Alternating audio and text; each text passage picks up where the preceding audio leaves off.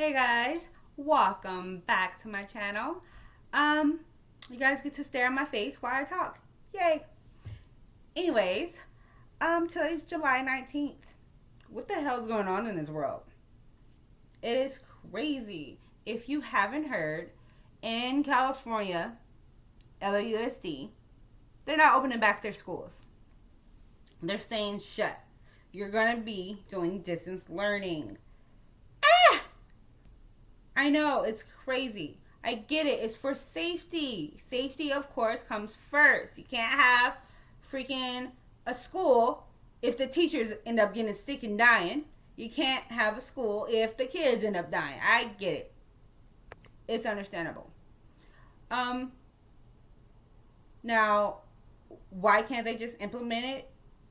Implement those freaking high standards that that they put out, that California put out. Budget cuts, major budget cuts.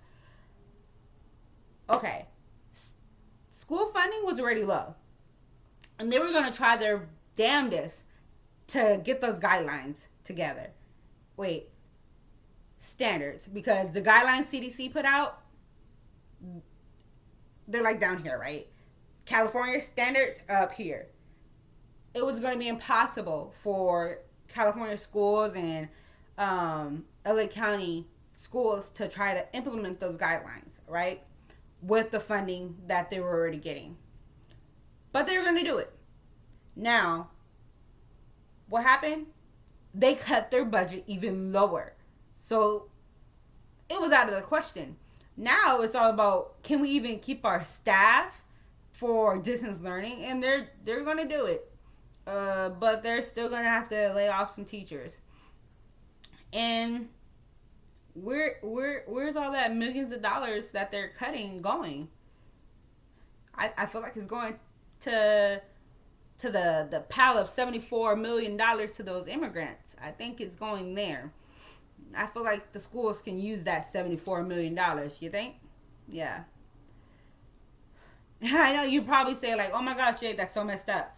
They need money too. We can't help anyone if we don't help ourselves. Duh, it's common sense, right? With that being said, how are we going to keep these teachers paid and how are we going to keep these staff paid? Senate Bill 98 that was passed on June 26th. Of course, had like all these other laws and rules and stuff that was in there. But they put a 1-year rule to freeze students' funds. What does that mean? Why does it matter? It matters. Whatever school you're at, whatever school your kid's at right now, or June, the funds for your kid stays at that school. Okay, no big deal, I guess.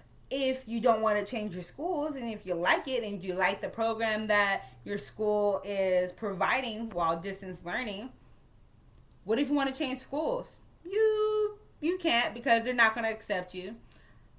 Say, for instance, you want to go to a charter school. Your funds that are on your child's books, say your kid gets $5, and you want to go to the other school.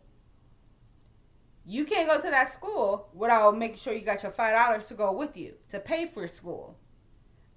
Now, the 1-year rule says, you can leave, but you gotta keep your funds. Well, how am I gonna go to another school? You don't. So, that's what that means. And the reason why they did that is because they want to make sure that they try to not lay off so many teachers, because they're being laid off, just not so many.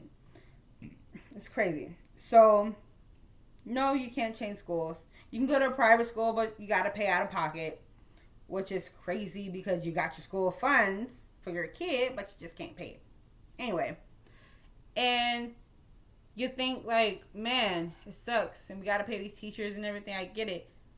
But did you even know that the state of California had a reserve for school funding? Like millions of dollars. But the governor took that away too and put it in a lump sum for something else. They put it in another reserve to save for later. Which, Okay, I get it. But we need it right now. Whew, it's crazy. What's gonna happen? What are you gonna do?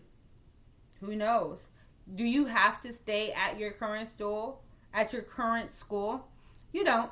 There's other options, luckily. I'm here to tell you.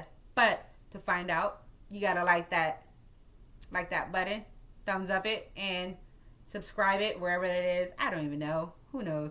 But yeah.